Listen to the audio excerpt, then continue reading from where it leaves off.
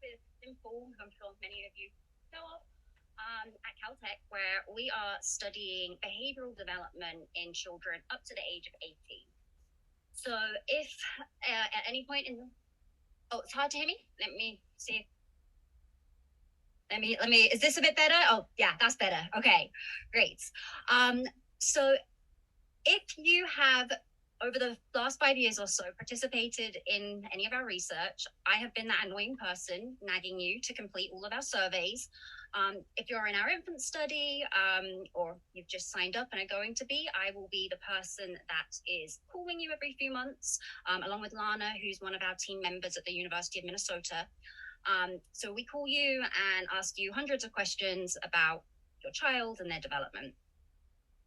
So this is actually, doing those calls is my favorite part of my job, because I do these calls around 6, 12, 18 months, 24 months, and 36 months of age. And there comes this point, I'd say around 18, 24 months, when these little personalities start to come out. And I love getting to talk with these parents and just hearing their excitement over all the things that their child can do that they couldn't do last time, and all the ways that their personality is coming out. And so when Lynn asked me to do this talk, if you've been before, you will know she usually does this.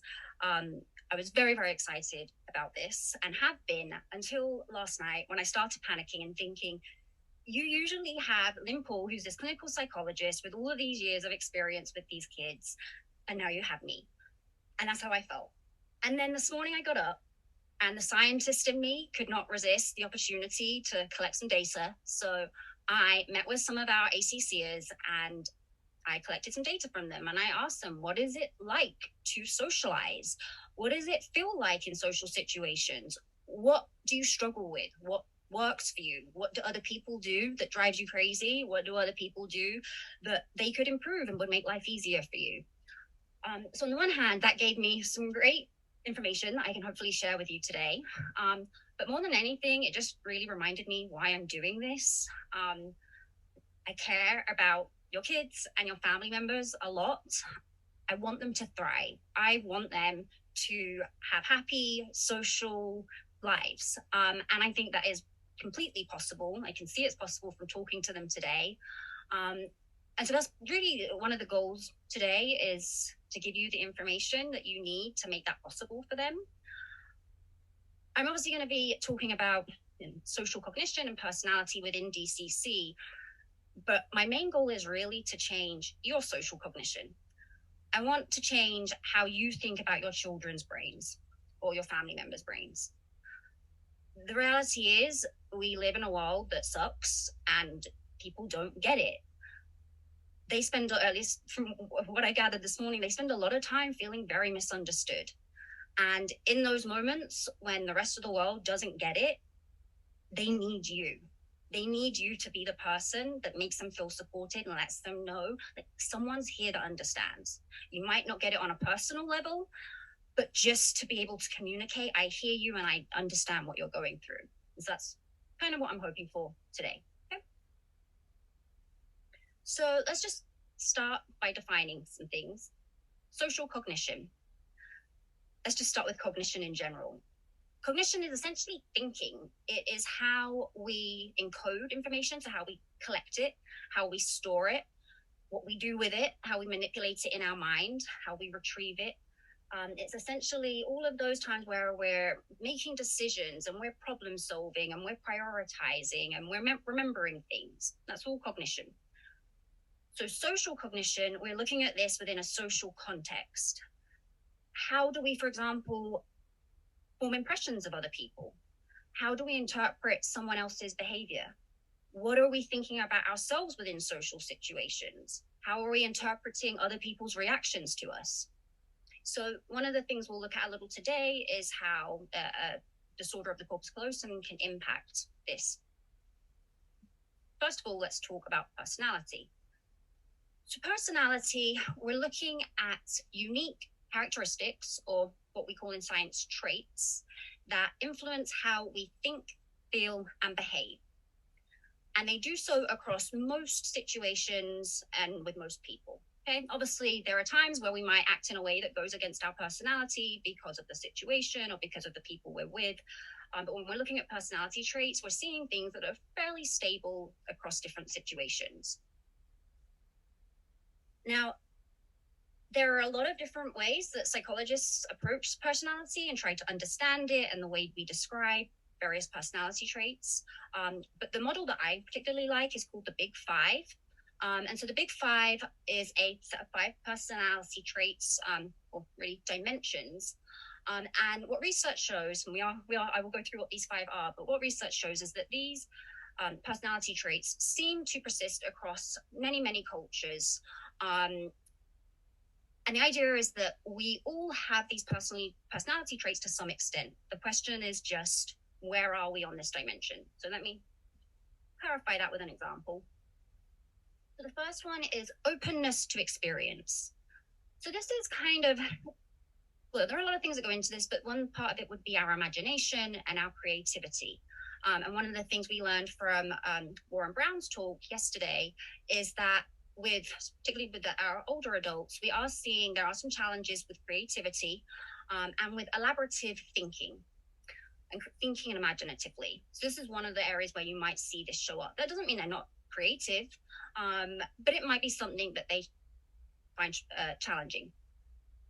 Openness to experience is also our desire for adventure, for new opportunities. It is our kind of sense of adventurousness and our desire for novelty. Again, your kids, your children, adults might have that desire for new opportunities. They might have that desire for novel experiences, but it also might be something that they struggle with, and they might need a bit more time to prepare for new situations. So you might see this kind of contradiction between their personality and the things that they want to do with their life, and how the disorder of the corpus callosum impacts their ability to live in accordance with those personalities. The second one, conscientiousness. So I would say, personal fact, I'd say I'm someone most people would probably describe as being highly conscientious. I am obsessively organized. I am very particular about things, and to other people, you'd say, yeah, she's very conscientious. Terrible with time management, which is technically part of this, but for the most part, I like things to be very organized. However, the reason that I am that organized is because I have to be. My brain is so scattered all the time, and I'm trying to do so many things all the time. If I wasn't that organized, I'd be a mess. So the point here is that when we're interpreting personality and behavior, we need to stop and question what's underlying this. Why are they behaving in this way? And I think this is important because sometimes you can see them doing things where you're like, it's the same as any kid could do. There's nothing wrong. They're great at this. But we don't know how much effort is going into that and how hard their brain is having to work. So maybe they seem very organized and together, but they're working really hard to do that, and that's exhausting. Okay. So the next one is extroversion. This was a very interesting discussion this morning because I was curious how many of our ACCers consider themselves an extrovert versus an introvert. And I mean, they seemed, when I say seemed, like quite an extroverted group because they were very talkative. But in the same way, a lot of people think I'm extroverted because I'm very talkative. We can seem a certain way and have a different internal experience. And that seems to be the case for some of them, where they said a lot of them consider themselves introverts, but depending on the situation. And they said that they find they tend to be more extroverted when they're with their friends. They tend to shut down more when they're with family members, which I found quite interesting. And so I asked a few more questions, and it seems that one of the big differences here is that when they are with their friends, well, actually, let me pause for a second. I'm gonna read you something that one of their friends said to them. So one of them said, her friend said, "I will never see you for what you have. I will always see you for who you are." Their friends see them, not the DCC, not the ACC, whatever letters you want to use. They see them and they make them feel seen for who they are. Whereas the feedback I got is that with family members, there is this tendency to focus on the DCC and not recognize those unique qualities that make them them. So when they feel comfortable, when they feel relaxed, when they feel like they can be themselves, ignoring the difference in their brain, they become more extroverted. They become more talkative. They're more social because they feel like they can be themselves, and there isn't all this focus on who they are because of their DCC. One more thing I want to mention about extroversion. So something else that I was very happy to hear come up when I was talking to them was this idea of a social battery. I think there's this tendency or this kind of misconception when it comes to extroversion and introversion that it's how much we like to socialize, which it is not. It is really our energy for socializing, or the effect that socializing has on our energy level. So maybe you love socializing, but you just can't do a lot of it because you get exhausted and you need to recharge. This is one of the things I heard a lot from them this morning. Their brain is working really hard all the time, but especially in social situations when you have so many things going on and limited connections within the brain to communicate that. So it's easy for the brain to get overwhelmed, and it's easy to shut down. So being able to predict, let me take a step back, being able to understand what kind of social battery you're working with, knowing what it's capable of. This is something I've been working on because I am an introvert and I do get exhausted very easily. And I've noticed this tendency where I'd be in a social situation and initially I'm like, I'm having a great time, I feel good. And then someone says, let's go and do this later. And I think, yeah, I'm having a great time. I want to do that. And then a couple of hours later, I'm exhausted and I'm just thinking, why did I say I would go to this? And now I'm feeling anxious because now I've got to try to communicate that I don't have the energy anymore and I don't want them to feel like I don't want to hang out with them, but I just need to recharge. And I didn't think this through, even though I know this happens, I didn't think it through in the moment. So as I'm someone that's a very visual thinker, and so a technique that I use that tends to help, or at least I'm working on it, I like to picture a battery in my head.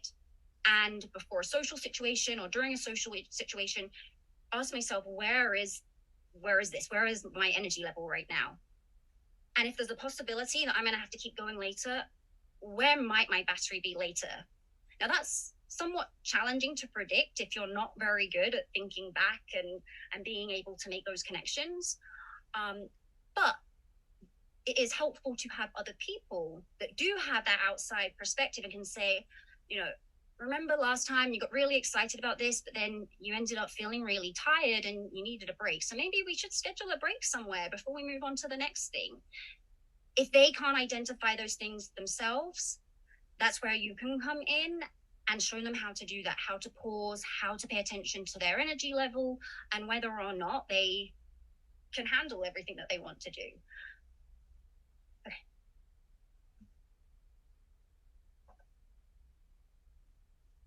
So let me ask you this.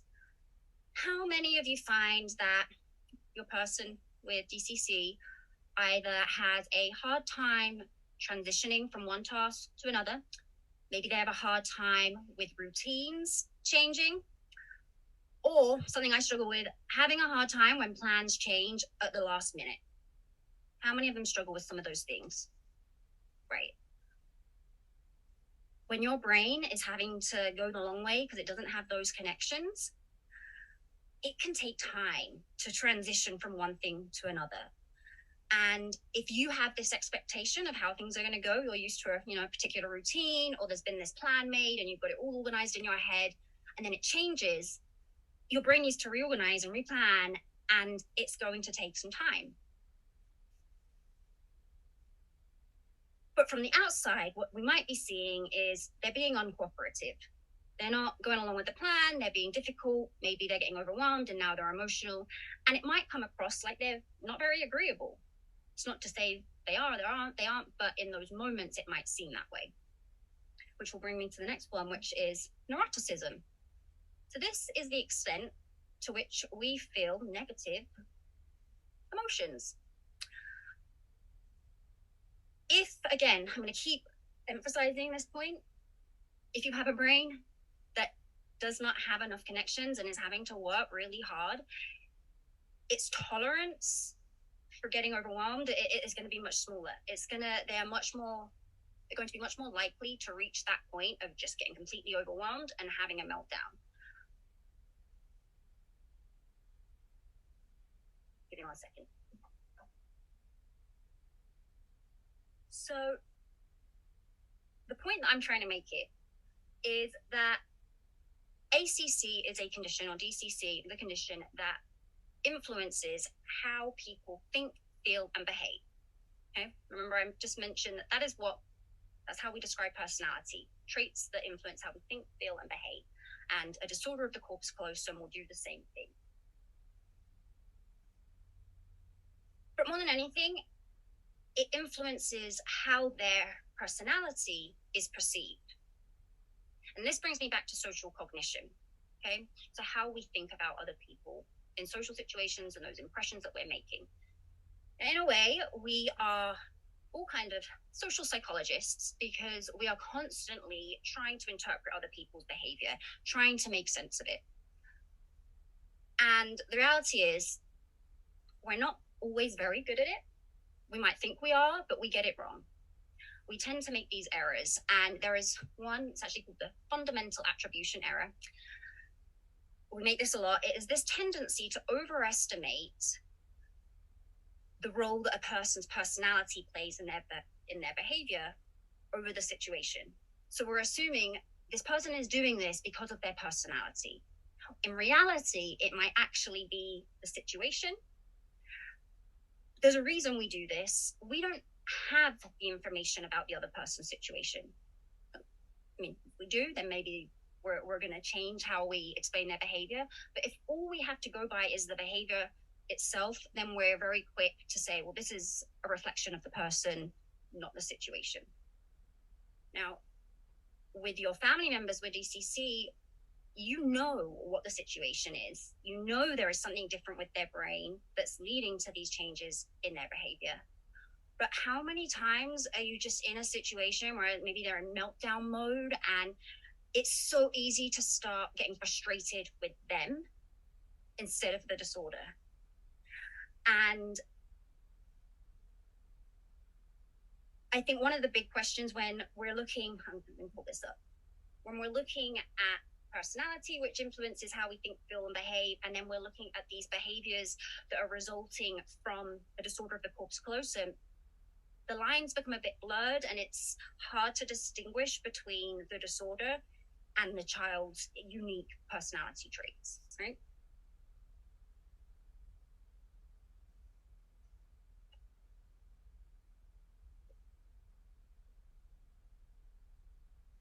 So when we're trying to explain other people's behavior, on the one hand, we're making the attribution of, is it their personality or is it the situation? But the other thing we do is we assign a certain level of controllability. So let me give you an example. Let's say you're a baseball fan and you go to watch a game and your team wins. And you go, well, of course they won. They're a really good team. They train really hard.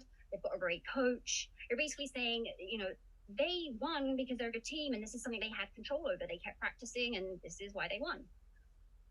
Maybe they lose. And instead you're like, well, of course they lost. The weather was bad. It was raining. They're from LA. They're not used to the rain. Of course they lost.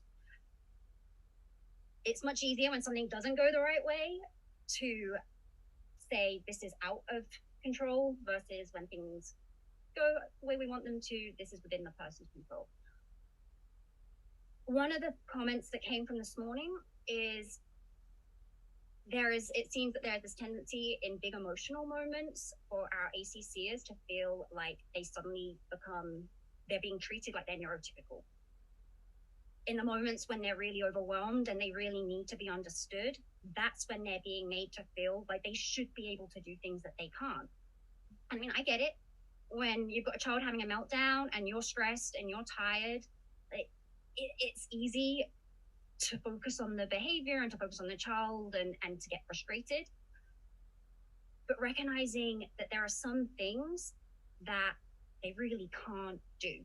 And we're going to break some of this down today. But I want to emphasize the difference between won't versus can't. So the example I want to use here to demonstrate this is the difference between what happens with a tantrum versus a meltdown. Okay, from my understanding, when a child is having a tantrum, there's kind of a social goal there. They want a reaction from you. There's something they want, whether they want to get their own way, whatever it is, they are directing that tantrum at you to get a response. With a meltdown, I was about to say we're dealing with a child, but the reality is many adults have meltdowns too. When you get to that point where there's just so much sensory information or so much incoming information or so much going on in your head that it just all boils up and all spills out. You just have all of these emotions coming out because the nervous system is just saying, I've had enough. I need to regulate this somehow. I need to release this. And I think that's an important distinction to make, because with the tantrum, if they're kicking and fussing, they don't want to do what you want to do, then maybe that's a won't. Maybe in that moment they're saying, I don't want to do this. I'm not in the mood. But recognizing when it's a can't, in a meltdown, no matter how much you want them to be able to regulate that emotion, that requires a lot of communication within the brain to be able to effectively regulate what we're feeling. And if you don't have those connections, or you don't have very many of them, it's going to take a while for them to process that and for them to release what they're feeling. So we're going to talk a little bit more about that in a moment and what's going on. Let me pause actually for a second, see if you have any questions before I keep going. Okay. So you might then be thinking, well, what's the difference between can't and won't? What are some of the things my child is doing because they have no choice, and when is it within their control? And I think to understand that, the best way we can approach this is to look at what's actually going on in the brain when they are processing information. So there's an event, which in science we call a trigger. So let's say your phone rings, okay? You hear the phone, and the response is going to be that you answer it. How do we get from this trigger, this event, to our response? How do we get from this is a sound, this is my phone ringing, this is my phone, I should answer this, okay? So first thing we have is external perception. This is just our perception of the outside world. It's us taking in all of that information, the things that we hear, the things that we see, and processing that and making meaning out of it. There are really two steps here, or two ways that our brain does this. On the one hand, your brain will just collect information as it is. Okay, it's just you hear your phone rings and you hear the sound of it ringing. Okay, you haven't interpreted it yet, you just know that it's a phone ringing or a sound. But the next step is then to make meaning, and we're going to get to that in a moment. But before we do that, not the next step, we need to attend to the information. Okay, our brain's job, I'm going to come back to this point in a moment, but our main job, our brain's main job is to keep us alive. It is to constantly be scanning the environment for possible threats and to respond in a way that keeps us safe. Okay, and I think that's an important thing to remember when you're questioning, why is my child or family member behaving in this way? In what way is this behavior keeping them safe? What is it protecting them from? So our brain is scanning the environment, and one of its jobs is to decide what's important and what's not. And if it's important, that's what we attend to, at least in an ideal world, in a neurotypical brain. Our brain is able to decide what is important and what's not, and to make decisions on how to respond based on that. We'll talk a little bit more about attention in a moment. But this is kind of the foundational level. There's an event, we receive that message, we pay attention to it, and then we respond. So in the case of the phone ringing, the phone rings, I hear it ring, I pay attention to it, then my response is to answer the phone. A bit more complicated than this. So let's go through this with an extra layer. We've got our messages sent about the outside world. We attend to it. Reasoning. So I mentioned there are two ways that our brain kind of processes information. One is to just take that information in and to process it as it is. So there's the ringing sound. That's as much as I've got from it. The part where I know it's a phone ringing, that's the second part. Our brain will take all of the information it has, our beliefs, our attitudes, our prior experiences, and it uses that to make meaning out of whatever it is we are perceiving. You can kind of think about reasoning like the internet, or particularly this part of the front part of the brain where this occurs. I like to think of this as the internet because this is where we do all of our problem solving and our decision making, and we pull in our memories from prior experiences and use that to decide how we should respond next. So I think of this as the internet. Our emotional part of the brain is connected. I want you to think of it as if it's connected via Wi-Fi.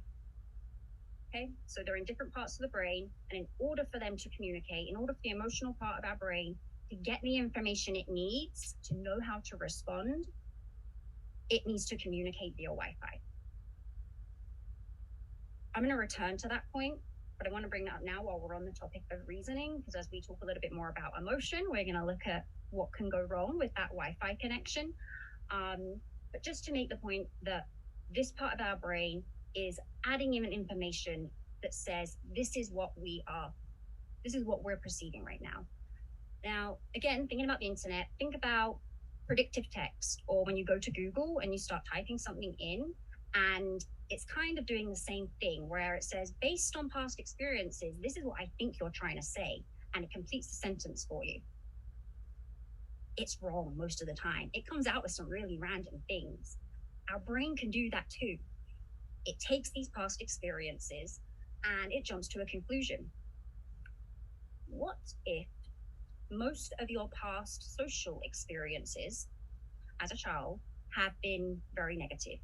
You've had negative feedback, you've had lots of eye rolling and people laughing at you, and just this sense of, I don't fit in and I'm doing something wrong socially and I don't really know what it is. But based on how people are reacting, I'm doing something wrong. There's the potential that your brain is going to start seeing social situations as a threat. If you're constantly having negative interactions, or there've been enough of them to feel like I'm doing something wrong in this situation, what I heard from our ACCers is you start shutting down. I'm doing something wrong. I don't know what it is. So I'm just not going to say anything. So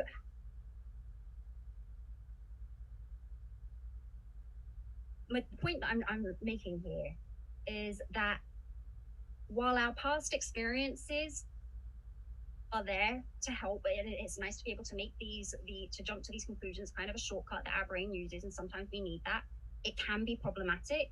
And when you've had past experiences that make you jump to negative conclusions, it's going to then influence how you show up in social situations, and you might see more anxiety and this tendency to shut down. Then we have internal perception. So this is kind of all of those internal feelings of, feeling anxious, that feeling of butterflies in your stomach, or just when you're feeling tired and you notice that, all of those, that sense of everything that's going on in your body. Same way as with external perception. Anytime we're feeling these things, that internal perception, our body's trying to communicate something. And if it's important, it's going to be saying, hey, pay attention to this. And so we attend to what's going on. And sometimes it's not always clear what's going on outside of us to have triggered this internal perception. So sometimes the battle is trying to figure out, why do I feel this way? What's going on right now? Now, you might find that with some of your kids and family members, they are capable of doing that. You might find that for some of them, that's really hard to do, to understand why you feel something. This is one of the things that we try to achieve in therapy, is trying to take that step back and look at what has just happened or what was just going through your head that has led to this feeling. Now, actually, I'll come back to that thought. Again, the reasoning comes into this when we're trying to make sense of this, thinking about past experiences and when have I felt this before, or why might I be feeling this now? There's going to be this interaction between all of these different pieces, where we've got information coming from outside, we've got our internal perception, either about what it is we're experiencing or something unrelated. We've got all of these things. We've got what we're paying attention to. We've got all of these thoughts, our past experiences, our beliefs. There's a lot going on. But this then, the idea is we have all these things communicating, and that is what is then leading to the response. I've already mentioned a couple of ways that DCC might impact some points here, but let's go back and talk about some of those in a bit more detail. So, external perception. Let's say you have a child that has difficulties with hearing or with vision. Sometimes they might have missed something or not seen something purely because they can't process that information, which can probably be a little bit frustrating at times when, you're excited about something and want to share things with them and they're missing things. But recognizing, again, this comes back to can't versus won't. When are they ignoring me because they're choosing to ignore me and they're in a bad mood, versus when are they ignoring me because they really just missed this, their brain didn't process this.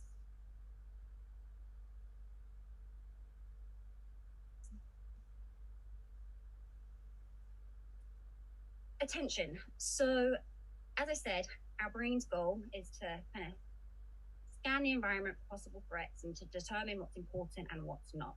And if something is important, that's what we attend to. What if you're not good at knowing, or your brain's not good at knowing what's important and what's not? What if your brain thinks everything is important? Maybe it thinks absolutely nothing's important. If you don't have that system guiding your brain, how do you know what to focus on? How do you know how to respond in a situation where I don't know what I'm meant to, what's the important part here? And so you might find situations where you're having a conversation and maybe you get to the end and you're like, you completely misunderstood everything that I just said. You have not, this is one in one ear and out the other. You've not listened to any of this. Maybe they were focusing on a different part. Maybe they interpreted it in a different way because what was meaningful to them in that conversation was different from what was meaningful for you. So recognizing that they're going to interpret things a little differently and may have been focusing on the wrong part, and being able to recognize that and not getting angry with that, but to be able to realize, you missed the point I was trying to make. Let's focus on this part for a second. This is what I'm trying to communicate, and looking at where that miscommunication happened. For the same reason, maybe there are times when we're trying to get their attention, and I've heard today that music and video games are a very popular coping technique. So maybe your child is busy listening to music, playing a video game or whatever, and you're trying to get their attention, and it seems like they're ignoring you. And you're like, I'm right here. How can they not hear me? Like, clearly they can, and they're just choosing to ignore me. Maybe their brain has decided this one thing they're doing, that's all that's important right now. So that's all it's focused on. They really might not hear you because their brain is like, this is not important. I'm going to block this out. Let me ask you this. How many times have you been driving home and it's so automatic now that sometimes you go through a light and you're like, was that light even green? Or you get home and you're like, I don't remember how I got home. Your brain automatically processes things so that you can focus your attention on other things that are more important. So when I say they really might not hear you, it's not to say their brain isn't taking that information, but they might not be perceiving it. They might not actually be hearing you. Okay.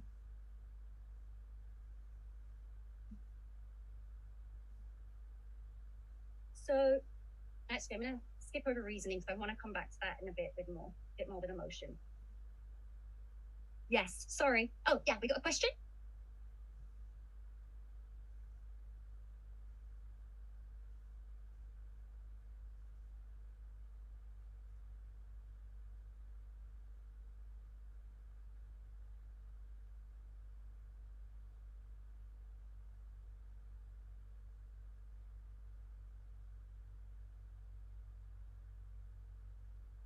I think this is where the automatic. Oh, should I repeat the question here? I think, yeah. Okay. So the question here is about whether or not repetition is important with this. I'm doing a bad job of summarizing that question, but that's the idea. I think with the automatic processing, this is where that becomes important. By repeating things, you're making some of these activities automatic. So they no longer have to put all of their energy into that task. They can focus on something else because this is now automatic. Okay, internal perception. So, sorry, I've got to remember to speak into this. I want to talk about our nervous system for a second. And I'm sure this is something many of you have heard of or experienced, well, you all experience this, when we are overwhelmed or there is a threat or under stress of some kind, we go into one of these three states: fight, flight, or freeze. Okay. If we're in fight mode, we get angry, we might get very defensive, we kind of go into attack mode. Remember I said, thinking about how our brain or how your child's brain is trying to protect it, we might become defensive. Flight. I'm someone that tends to go into flight. I become very avoidant, I become very restless. Or I will go into freeze, where we tend to become more numb, we shut down. And I'm bringing these things up because after talking to our group this morning, they all have very different styles of how they react, depending on the situation. But I think it's important to recognize, does my child do one of these three things more? And what are the warning signs that this is happening? And I asked our group this, like, how do they know they're going into a fight state? How do they know they're going into a freeze state? And for example, one of them spoke about getting very angry and starting to insult people and just going into that state of fight. I heard others talking about distracting themselves and using things like music and video games, which in a way can be a very healthy coping technique. We can also use it as a way to avoid things. And then others spoke about shutting down and getting to that point where you're overwhelmed and just internalizing everything and dissociating and blocking things out. Dissociating came up quite a lot with them. Now, when we feel safe around people, we tend to have a calmer nervous system. Our nervous system says everything's all right. We're around people that understand us, they get us, we don't need to panic. Versus when we're around people that we don't feel safe with or aren't always the nicest people, maybe don't always make us feel understood, then we might see this activation in our nervous system where we go into one of these states.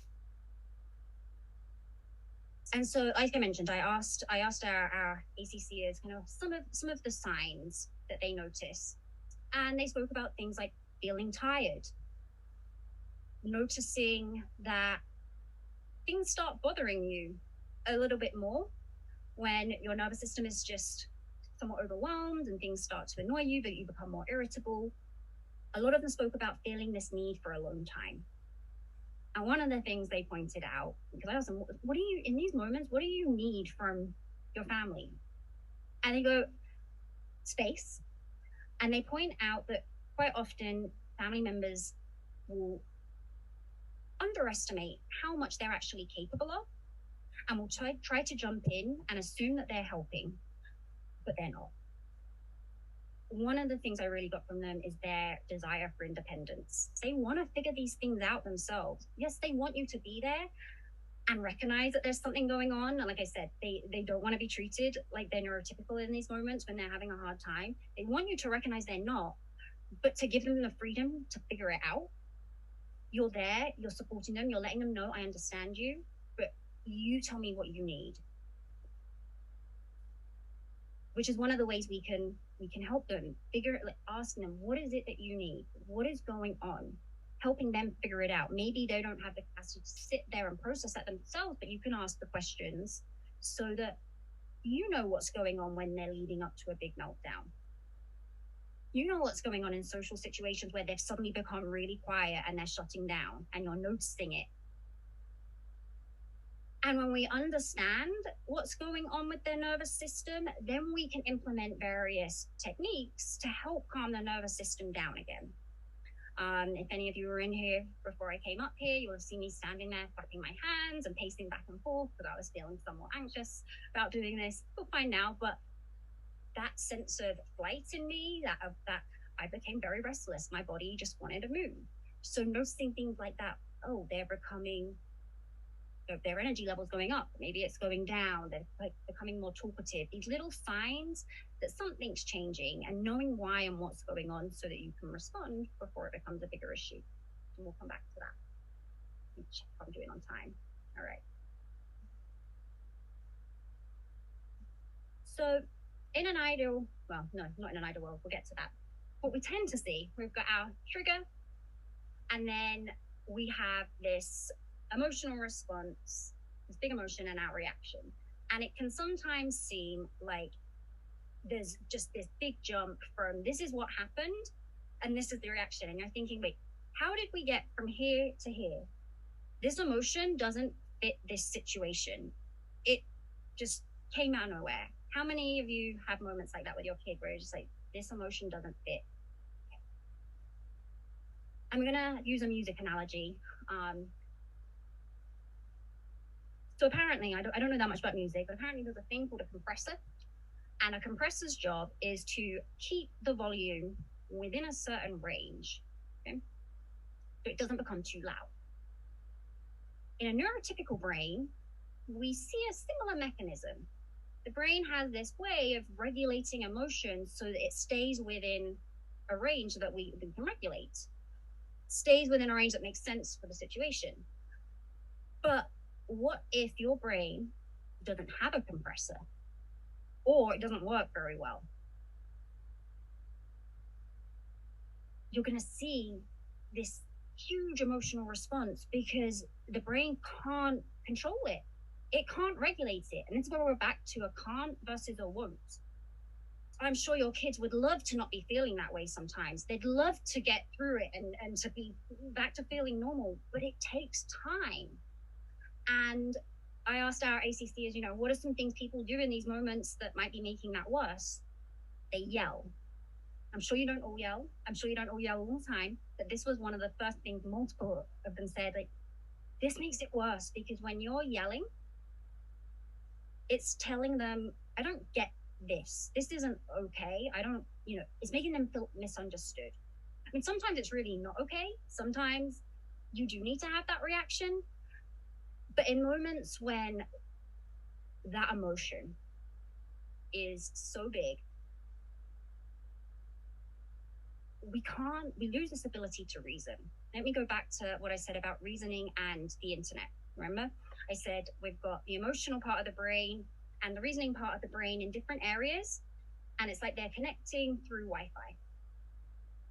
Think about when you're at home and like there's a storm. I don't know about you guys, but my internet isn't great. And so if there's a storm, my Wi-Fi keeps cutting out and I'm having issues with meetings and I can't get the information I need from the internet because I don't have access to it.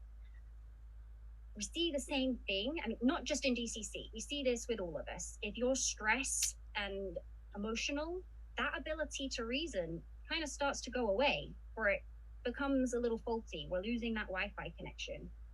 So you've got this emotional part of the brain having this big reaction, and the part of the brain that it needs to be communicating with, saying, hey, you don't actually need to freak out right now. Everything's fine. They can't communicate. There's no Wi-Fi connection. So how do we get that back? The one thing I can say is trying to reason with them when that connection's not there. It's not going to work. It's not going to bring that back. In order for that connection to come back, let's again think about that storm. When there's a storm and the Wi-Fi's out, when that storm ends, the Wi-Fi connection comes back.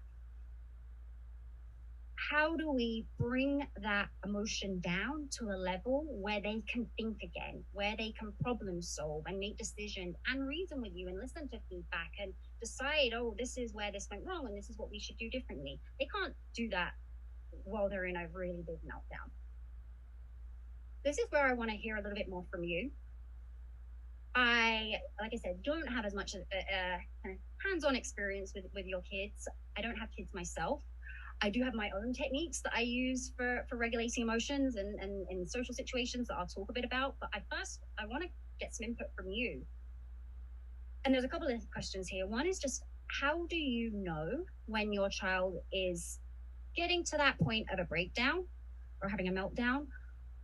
What are the warning signs? Because I think this is important, because if we can catch this coming before the emotion gets too big, much easier to manage versus waiting until it gets to the point where it's too overwhelming.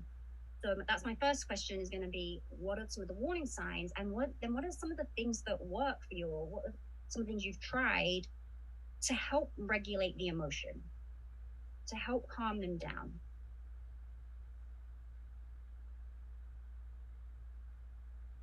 Yeah, I think that's really great. Thank you for sharing.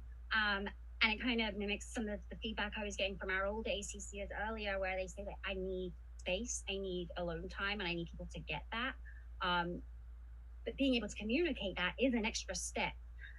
And I think this is again where you can step in and give them the language or give them the tools to do that, instead of expecting them to know when to come to you and say that. Maybe just checking in. Maybe you might need to ask them, like, do you need some alone time right now? Or I know you're getting a bit more tired. Like, do you need to go to your safe space? You can initiate that while making them feel like it's their choice. They're communicating it. You're just, pushing them in the right direction a little bit. Any other things that you find useful? Yeah. Again, I heard music come up a lot earlier, and I think this is useful for all of us. I personally, if I notice that I'm feeling a particular emotion and I'm having a hard time moving through it and I don't really know how to process it, sometimes it's finding music that matches what I'm feeling. It really depends on the situation. If I'm going out and I'm going to need to socialize and I really need to quickly get myself out of a bad mood, then I'm going to maybe put some happy music on and use it that way. But actually, how many of you, if you just feel the need to cry, like to put on a sad movie or something? Anyone? Just me? Yeah, okay. I do the same thing with music. I find music that has something in it that matches what I'm feeling. And I'll be honest, I know there is some research on this. I don't know enough about it to talk about it, but there is definitely a way that music helps us regulate emotions. I will find that once I put it on and I just have a good cry and I let it out, then I feel a lot better. And this also came up in a technique that one of our ACCers uses. Let me find the right wording here. I really liked it. She mentioned, hold on, she has what she calls an emotional switch off. So when she is feeling a lot and has this feeling of, like, for example, I need to cry, she allows herself to let that out, to cry, until she gets to a certain point where she's like, okay, I've let this out now I'm switching this off. And sometimes I think we do need to allow that and to give it its time to run its course. But I think that ability to say, okay, I'm going to give this some attention, I'm going to process this emotion, and then recognize, okay, I've done this, I can switch off now. And this kind of brings me back to the point of reasoning. When you've got this lack of connection in the brain and reasoning is hard for you, it helps to have concrete rules and things that we can do so that we don't have to think about it too much. We don't need to reason.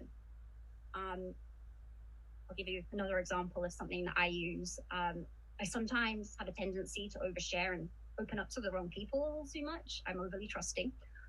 And so I started using this technique where I use a traffic light system. And the idea is that the green people, so I essentially categorize all the people in my life as green, yellow, or red. And the green people are the people that I know they're there for me, they are supportive, and they are safe people for me to open up to. They're going to come back with the right kind of response. They're going to make me feel understood.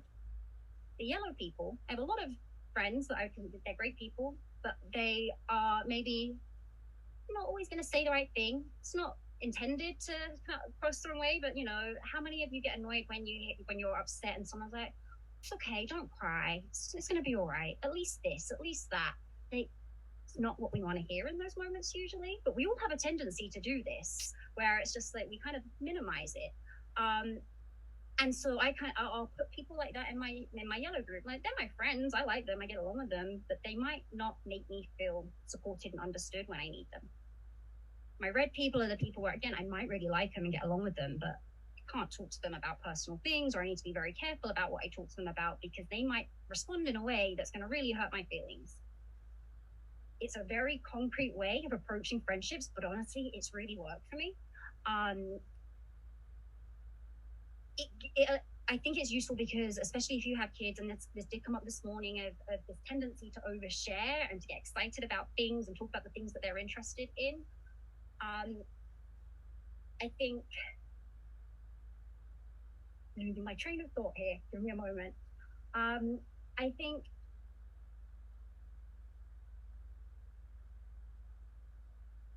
having that ability to just have these set rules of how to approach things, when your brain just in those moments, especially if you find socializing hard, if you can't reason in those moments to have these concrete rules that you can use and go, okay, I can think about it this way. And so, like they said, they're opening up a lot, they're sharing, they're having these negative reactions, and being able to teach them this technique. And okay, let's put this person in the red group. You might still be friends with them, but let's not talk about these kinds of things with this person. And trying to help them avoid situations where they are opening up to the wrong person and getting a lot of negative feedback that then makes them more likely to shut down in future situations. I kind of lost track of where I am in my slides, but I'm rambling. I get excited about things. Okay, so in an ideal world, this is what we'd like to get to, where there's this trigger, there's the emotion, but we're also bringing in the thought process, the beliefs, the assumptions, the attributions, and trying to understand what's going on in these moments. If we want to help them, and like I said, a lot of them want to do this for themselves, but you can be giving them the tools to do this for themselves, to understand what are some of the beliefs going through their mind in social situations. Thinking back to what I said earlier about many of them might have had situations where there's a lot of rejection and other kids saying mean things and rolling their eyes, and like they pick up on those things, they notice, they pay attention to that, and that's hurtful. And so understanding how they are interpreting that and how that's making them feel, I think that's really the most important part. At the end of the day, regardless of what's going on in their brain, their feeling matters. Even if it doesn't make sense to you, even if their feeling doesn't match the situation, they're still feeling that, right? And so taking the attention away from this is what happened and this doesn't match, and I need to get them to understand that this is not how to react, and focusing on, you're feeling something really big right now. But what can I do? How can I help you? How do we reduce this? And it might be something like music, or like for me, I have my weighted blanket that I love, or actually more than anything, my dog is the first thing I will go to when I'm feeling emotional. But understanding what is it, not what you think they need, because let's face it, your brain works differently. So what you think they need and what they actually need might not match. So checking in with them and asking them what it is that's helpful and what isn't, and what's going to calm them down. And just even paying attention to what does calm them down. Maybe you notice that certain things are soothing for them. For example, when I was a kid, the poor dad would have to stay with me for hours at night because I couldn't fall asleep. But the way he would help me fall asleep is I'd have him stroke my arm. And that was very soothing for me, and I would eventually fall asleep.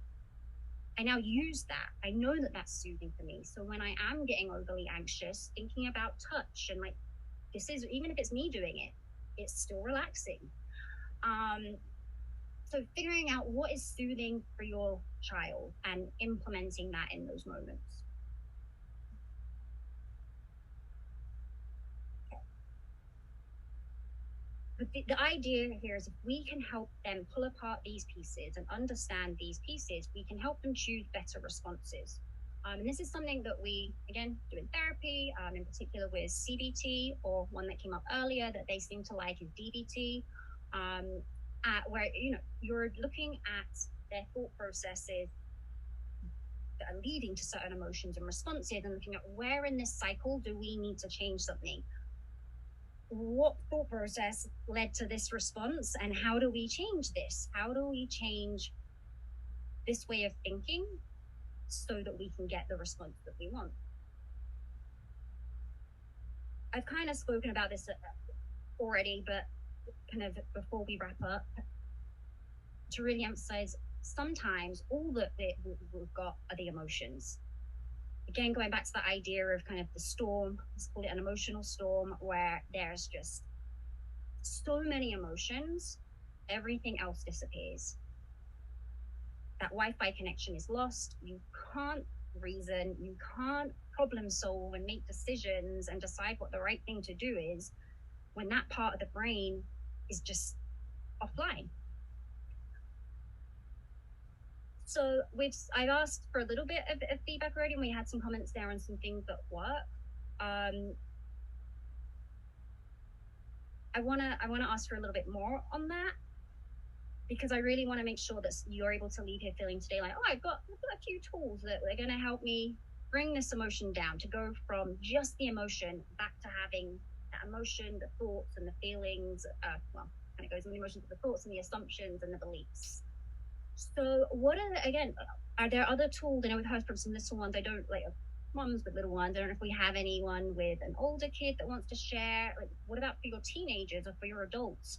What are some of the things that help them get out of the emotion or regulate that emotion?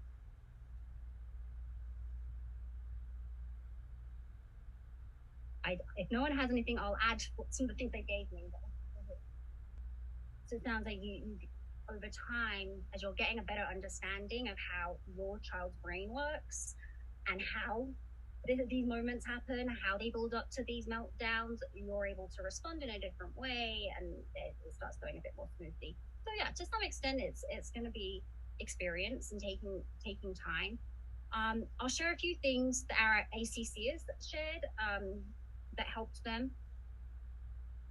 One, something that's useful for all of us, is using breathing techniques in those moments. I'm very aware that when I'm anxious, I should breathe. I know this, but do I do it? I'll sit down, I could do a breathing exercise right now, but I don't. And sometimes we need someone else to say, hey, let's pause for a second and let's do this. Sometimes when I'm feeling really overwhelmed and I'm having a hard time prioritizing things, I need to call my mom and just say, Mom, can you help me do this? Can you help me prioritize and organize this? Because this is something I can't do right now. So knowing, that requires me to reach out and ask for help. And again, we're dealing with kids that they might not know what they need to be able to ask for it. But if you can identify those needs and you can initiate some of these things, the challenge here is you want to do it while still giving them what the next thing that came up was a sense of independence. That was really important for them in being able to regulate that. They don't want to feel like you're there smothering them and trying to do it for them. They want you to recognize that you're having a hard time right now. Your brain is working really hard to process this, and I get that. You tell me what you need. I'm here. I'll give you support. But you tell me what it is that you need from me right now. Obviously, that's something that might come with age and, like you said, experience of being able to see what it is that they need. Another thing that came up that for them that works, but I think this is important for all of you too, and this was called I think it was the stop skill. There's something comes from DBT. The idea is you stop, take a step back, observe, and proceed mindfully. So this is something that a few of them said helps them. They go into a social situation and they like to kind of take that step back and just monitor the situation for a bit, figure out some of the things other people are talking about. Is there a common interest here that I can then talk about? But I think this is important for you guys too in these situations to stop, take a step back, observe, and proceed mindfully. What is going on in my child's brain right now? Is this because it's overwhelmed and having a hard time processing things? Or are they having a tantrum? Do you need to step in and put an end to it? And being able to pick up on those differences in their behavior. One of the other things that they emphasize, and it's one of the things I'll end with before we jump to, I have one more slide, but before we get to questions and answers, one of the other things that they spoke about is being allowed to feel what they're feeling. Okay. It's okay to feel not okay. And that's something that came from one of them, and I completely agree.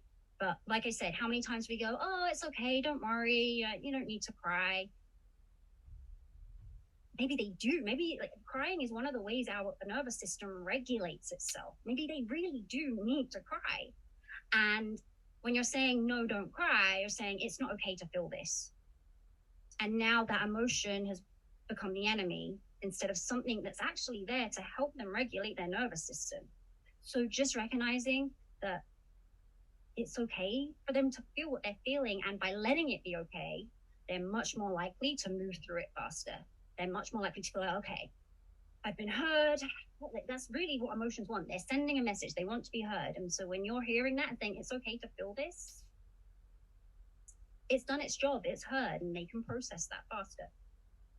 So let's just end with kind of what's going on when we're talking about social skills. And then I want to kind of bring it to you in Q&A and get more tips on what works and what doesn't. But all I really want to emphasize here is that there's a lot going on in social situations, and we have to do all of these things, from recognizing our own emotions in a social situation, maybe understanding why we feel a certain way and are behaving a certain way, recognizing our own thoughts, and I think to add to that, recognizing the validity of those thoughts. We can be in social situations and be very quick to jump to conclusions about what someone else thinks of us, and don't always stop to go, is that true? Do I have any evidence for this thought?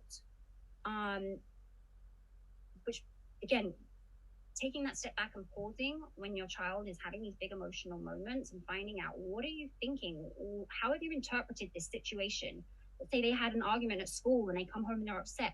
What happened? What did this make them think about themselves? What did they think about the other person? And trying to identify, is there an error in how they're thinking about this that needs to change? Maybe there isn't.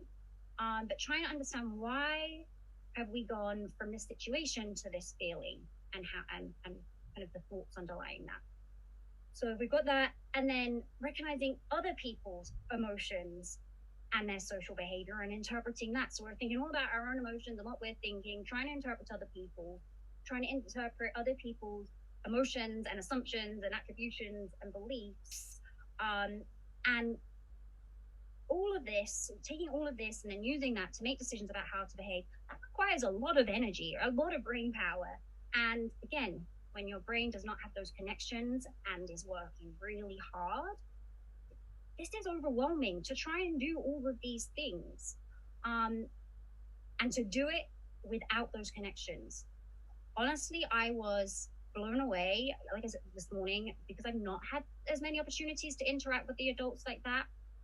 I was really pleasantly surprised by just how social they were with me, and just how talkative they were, and back and forth. There was about 10 of them. The back and forth between them, they're social.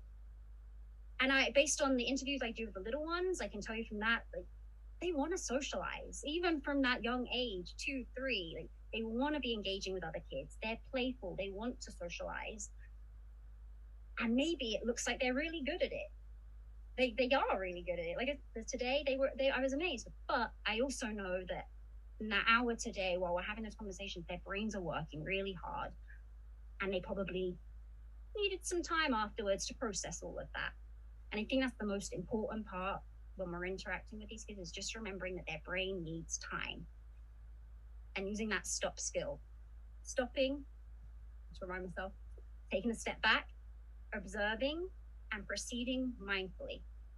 I know it's hard when you're feeling emotional and tired yourself, but taking that pause and thinking about, I'm not going to react, what's going on here, and how do I want to respond based on that.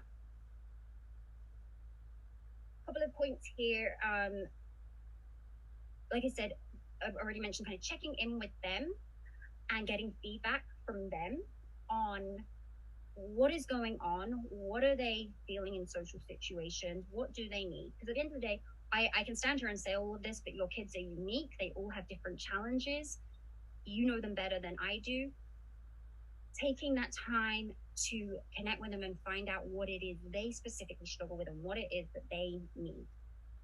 And based on that, creating these rules, these little things they can use, like I said, like the traffic light thing, whatever it is that's going to help them in these social situations, and then repeating these steps, seeing what works. It might be a bit of trial and error, but trying things out to see what works. And like you said, this comes with experience. I'm sure there was a lot of trial and error, maybe with trying to figure out what worked. But taking that time to really understand not just how DCC impacts social cognition and personality in general, but your child and how you can support them. So that said, I would now like to turn it around to you guys, see if you feel like I've talked enough. Yes. Any questions?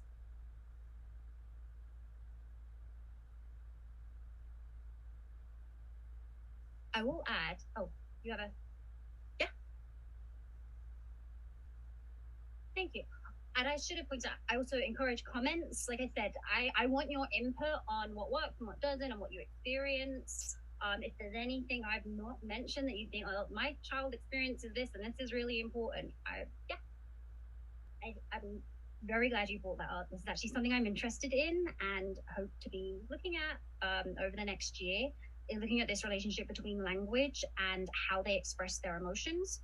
And that is, in particular, one of the things I'm interested in is if they don't have the language to communicate how they're feeling, how are they doing it? Are they shutting down versus are they lashing out or getting into more problems at school, and kind of looking at how are they doing it? Because at the end of the day, our emotions need an outlet.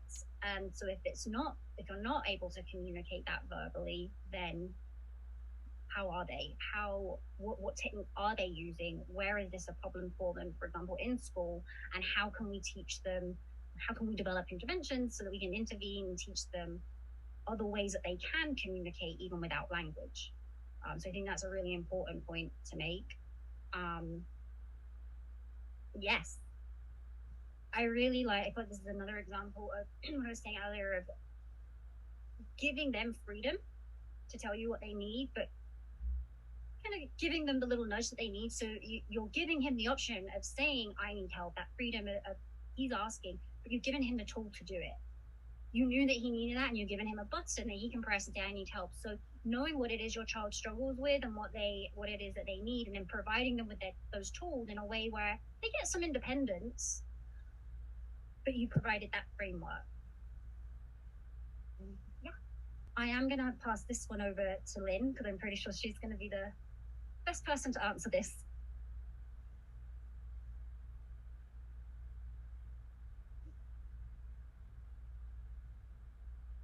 Do you want you feel free to come up?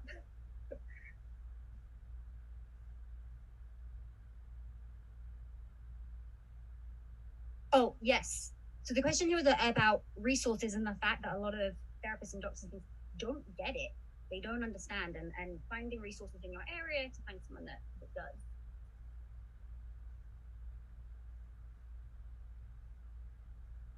First, I just have to say I'm so proud of you.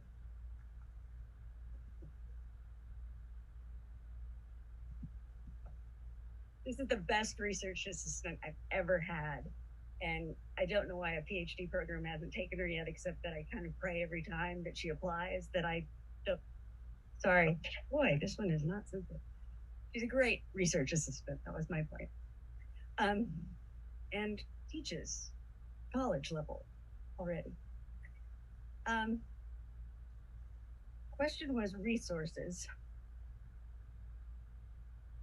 Unfortunately, I think we're still at a point where you're probably not going to find local resources. to be honest, because it's just not that well known. So getting to where we have the advocacy and getting information out is definitely one of the goals of NODCC, Lostock, the family organizations, as well as the research organization, the IRC5. We want to be able to communicate with professionals, with clinicians, that this is a relevant diagnosis and this is why.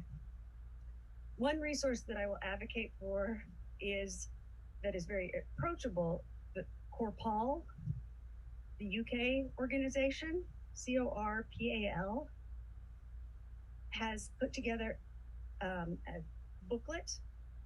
If you've joined the NODCC, you've probably got the booklet that I wrote 20 years ago, which kept asking me to update, and there are also always things to do.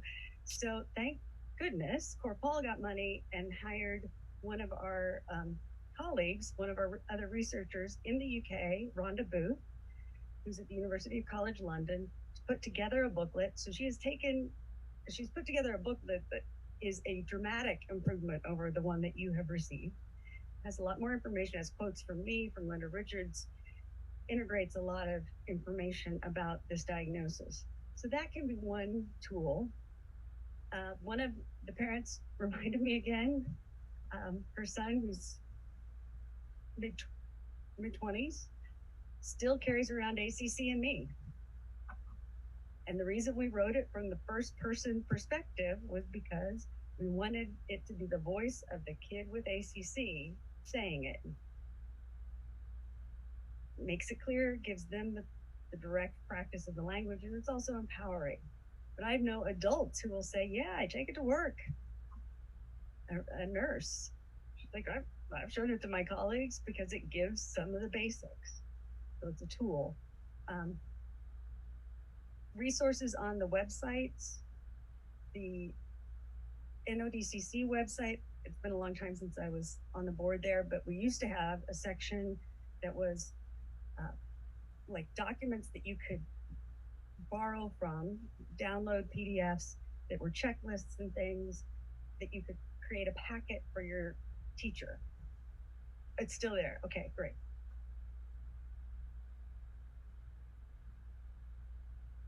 Okay. So there are resources for parents to help you educate your therapists, your teachers, etc., about the condition and about your child in specific. And then the last thing I would say is there are the talks online. So my version of this from 4 years ago, Dr. Brown's ACC Basics. If you go to YouTube and you look up NODCC's their page or IRC5's web page or YouTube page, you will find videos. The IRC5 one has both kind of family-oriented topics as well as more scientific discussion. The NODCC one has has previous presentations from these conferences. I know last year when we did this online, when IRC5 hosted, we did shorter presentations. So one that I did was on how to share the diagnosis with your child.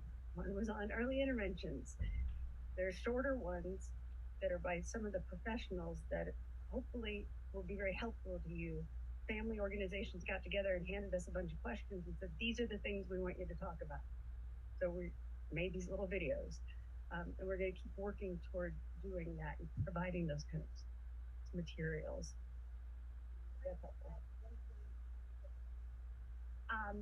I think that obviously in an ideal world, you want to find a therapist that understands this, but at least what we seem to find is one of the most important aspects of therapy and whether it's effective is the relationship between the therapist and the child or the person. So I think finding someone that your child, the person likes and feels comfortable with is probably just as important as finding someone that has a background and understands it.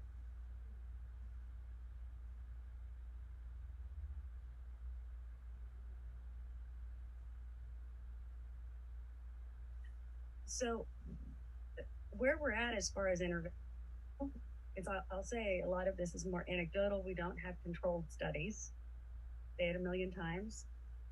Please support research so we can get there and do those things. There's so many things we'd love to do. The insight typically is not a strong suit in this group. And so trying to get kind of reflective awareness can actually just facilitate having bigger emotions and getting very self-focused. So cognitive behavioral therapy that helps work with managing emotions, managing, regulating emotions, and understanding your own thinking and your own thought, feelings. I mean, a lot of what Jasmin was presenting is based on cognitive behavioral principles. And so that is the type of therapy I would generally recommend, as well as social skills training, so very practical, straightforward.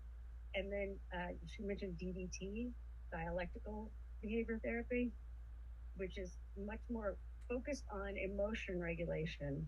So if you have somebody who is really big emotions and not handling them well and can't think clearly, and it's going on toward adulthood, that can be really helpful. And I've heard actually a couple, the husband has ACC, the wife does not. It was helpful for both of them because part of how they could communicate and relate was those big emotions were part of their dynamic, and they both needed to deal with them. So dialectical behavioral therapy might be helpful to some of you as parents to figure out, how do I downregulate when things feel so huge?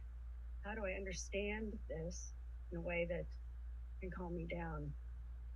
On that note, there's a book that is not related to this topic specifically, and it's not written by a psychologist. It's written by the husband of a woman with borderline personality disorder. But I like the way he's written about it because it's so practical, and he breaks down some of the process of a big emotional reaction and ways to handle it and very concrete ways to look at it. The book is called When Hope Is Not Enough, and the author is escaping my mind.